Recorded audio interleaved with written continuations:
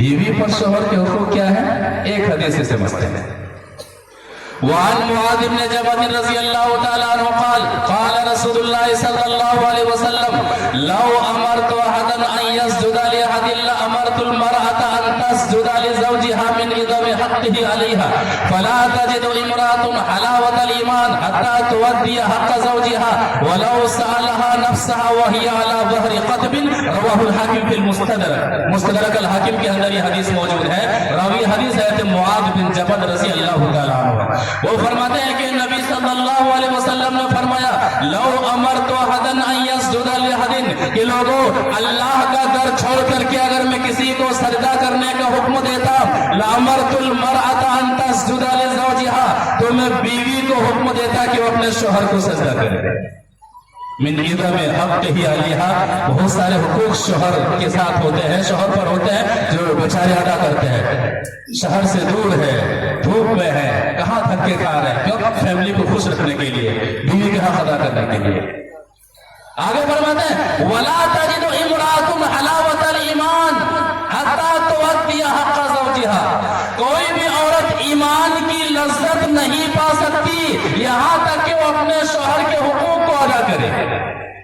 آگے بڑھنے سے پہلے اس جملے کے تعلق سے ایک مسئلہ سمجھ لیجئے۔ شیخ البانی رحمہ اللہ ایک واقعہ صحیح الترغیب کے اندر نقل کرتے ہیں کہ ایک خاتون آتی ہے، کہتی ہے اے نبی، کہتے ہیں کہ شیخ محترم معاملہ یہ ہے کہ شادی سے پہلے جب میں تلاوت قرآن میں مصروف رہا کرتی تھی، نماز پڑھا کرتی تھی، روزے رکھا کرتی تھی، عجیب طرح سے لذت محسوس کرتی تھی، ایسا لگتا تھا کہ رب کے ساتھ میرا رشتہ بڑا مضبوط ہے، لیکن شادی کے بعد قرآن کی تلاوت کرتی ہوں، روزہ بھی رکھتی ہوں، نمازیں بھی پڑھتی ہوں، لیکن وہ لذت محسوس نہیں کرتی ہوں، وہ رشتہ رب سے جو ہونا چاہیے وہ مضبوطی محسوس نہیں کرتی ہوں۔ کچھ بتائیے۔ شیخ البانی رحمۃ اللہ علیہ فرماتے ہیں آپ کا معاملہ آپ کے شوہر کے ساتھ کیسا ہے؟ وہ جھنجھلا جاتی ہے، کہتی ہے میں اپنے نمازوں کے بارے میں، اپنی عبادات کے بارے میں پوچھ رہی ہوں اور آپ فرما رہے ہیں کہ آپ کا معاملہ آپ کے شوہر کے ساتھ کیسا ہے؟ کہتے میری بہن ہاں معاملہ ایسا ہی ہے، معاملہ ایسا ہی ہے۔ کیوں؟ پھر یہی جملہ فرماتے ہیں کہ نبی صلی اللہ علیہ وسلم کا فرمان ہے فَلَا تَجِدُ امْرَأَةٌ حَلَاوَةَ الْإِيمَانِ حَتَّى تُؤَدِّيَ حَقَّ زَوْجِهَا، کوئی بھی عورت ایمان کا مزہ اس وقت تک نہیں پا سکتی جب تک کہ وہ اپنے شوہر کے حقوق کو ادا نہ کرے۔ اگر کوئی بیوی نماز پڑھتی ہے، روزہ رکھتی ہے، حج کی ہوئی ہے، لیکن وہ لذت محسوس نہیں کر رہی ہے تو اپنے آپ میں محاسبہ کرے کہ شوہر کے تعلق سے ان کا معاملہ کیسا ہے، حق ادا کرتی ہے کہ حق ادا نہیں کرتی۔ اللہ کے بندوں کے ساتھ رشتہ کمزور ہو جائے تو رب سے رشتہ کمزور ہو جاتا ہے، کتنی اہم بات ہے۔ معاشرے و سماج کے اندر مسکین طبقہ بھی رہتا ہے، یتیم طبقہ بھی رہتا ہے، یہ ہم مالداروں کی ذمہ داری بنتی ہے۔ خوشی کا موقع ہو، غم کا موقع ہو، کسی یتیم کو یہ محسوس نہ ہو کہ کاش میرے والد محترم زندہ ہوتے تو یہ کام میرا پورا ہو جاتا تھا۔ کسی بیوہ کو یہ محسوس نہ ہو کہ کاش اگر میرے شوہر آج زندہ ہوتے تو میرا یہ کام پورا ہو جاتا۔ اگر کوئی یتیم ہمارے معاشرے و سماج میں کسی ضرورت کے وقت یہ محسوس کرتا ہے تو ہمارا معاشرہ زندہ نہیں ہے، ہم پوچھے جائیں گے، ہمارے پاس روپے پیسے کی پھر کوئی باقیت نہیں۔ ہمارے مسلم سماج کے اندر، ہمارے معاشرے کے اندر یتیم ہے، انہیں احساس نہ ہو، بیوہ انہیں احساس نہ ہو، سارے حقوق ادا کیے جا رہے ہوں، انہیں یہ کہنا نہ پڑے کہ کاش میرے والد محترم ہوتے تو یہ کام ہو جاتا، انہیں کسی خاتون کو یہ کہنا نہ پڑے کہ کاش میرا شوہر ہوتا تو میرا یہ کام ہو جاتا۔ یتیموں اور بیواؤں کے ساتھ اچھا رشتہ رکھیے، اللہ تبارک و تعالیٰ کی ہم بڑا مقام کیا ہے، حدیث سے مسئلہ ہے۔ وعن سهل بن سعد رضی اللہ تعالی عنہ قال قال رسول اللہ صلی اللہ علیہ وسلم انا وکافل الیتیم فی الجنة هكذا واشار باصبعه السبابة والوسطى، رواہ البخاری فی کتاب الادب۔ بخاری شریف کے اندر یہ حدیث موجود ہے، راوی حدیث ہے سہل بن سعد رضی اللہ تعالی عنہ ہے۔ وہ فرماتے ہیں کہ نبی صلی اللہ علیہ وسلم نے فرمایا کہ لوگوں انا وکافل الیتیم فی الجنت ہاکذا، نبی صلی اللہ علیہ وسلم اپنی دونوں انگلیاں اس طرح سے ملا کر کے فرماتے ہیں کہ میں اور یتیم کی کفالت کرنے والا، یتیم کا خیال رکھنے والا، یتیم کے ساتھ اچھا سلوک کرنے والا، یتیم پر اپنا مال خرچ کرنے والا جنت میں ایسے ہوں گے جس طرح سے آپس میں یہ دونوں انگلیاں ملی ہوئی ہیں۔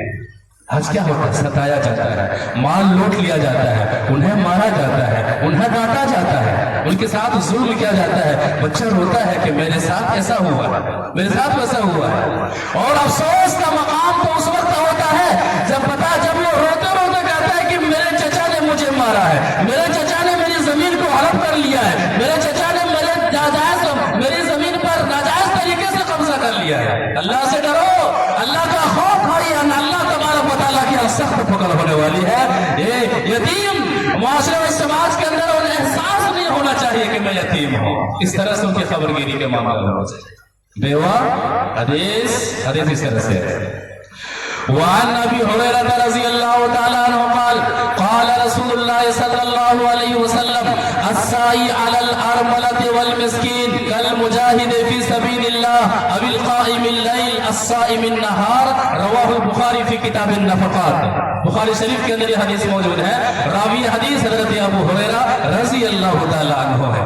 وہ فرماتے ہیں کہ نبی صلی اللہ علیہ وسلم نے فرمایا السعی علی الارمله والمسکین، بیواؤں کی دیکھ بھال کرنے والا، مسکینوں کی دیکھ بھال کرنے والا، ان کا خیال رکھنے والا، ان کے پاس کپڑے ہیں کہ نہیں ہے، ان کا چولہا جل رہا ہے کہ نہیں ہے، بیمار ہیں علاج کے لیے پیسے ہیں کہ نہیں ہے، ان کی ضروریات زندگی کی تکمیل ہو رہی ہے کہ نہیں ہو رہی ہے، یہ فکر لے کر کے زندگی گزارنے والا، یہ کہنے والا کہ فکر مت کیجیے میں ہوں نا، یہ کہنے والا ہونا چاہیے۔ ایسا مالدار، ایسا دلدار ہونا چاہیے جو کسی بیوہ کے پاس جائے، کسی یتیم کے پاس جائے، کہے کہ میں ہوں نا، فکر مت کیجیے، مجھے یاد کیجیے گا۔ دوا کی ضرورت ہو، اناج کی ضرورت ہو، چھت کی ضرورت ہو، کپڑوں کی ضرورت ہو، ذرہ برابر فکر مت کیجیے گا، میں ہوں نا۔ کیا معاملہ؟ کل مجاہد فی سبیل اللہ، ایسا شخص اللہ کی راہ میں جہاد کرنے والے کی طرح ہے۔ مسلمانوں، یہ مقام اور یہ فضیلت اپنی زندگی میں پیدا کیجیے۔ بیواؤں کی خدمت کرنے والا، مساکین کا خیال رکھنے والا، کل مجاہد فی سبیل اللہ، اللہ کی راہ میں جہاد کرنے والے کی طرح ہے۔ اب القائم اللیل، رات میں تہجد پڑھنے والے کی طرح ہے۔ اب الصائم النہار، دن میں روزہ رکھنے والے کی طرح ہے۔ اللہ اکبر۔ یہ چیزیں قائم ہے ہمارے معاشرے سماج کے اندر۔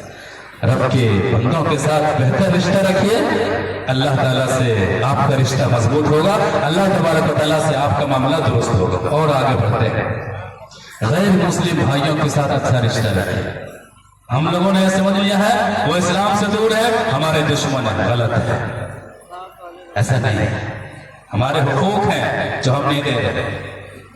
ہمارے غیر مسلموں کے ساتھ اچھا سلوک ہونا چاہیے۔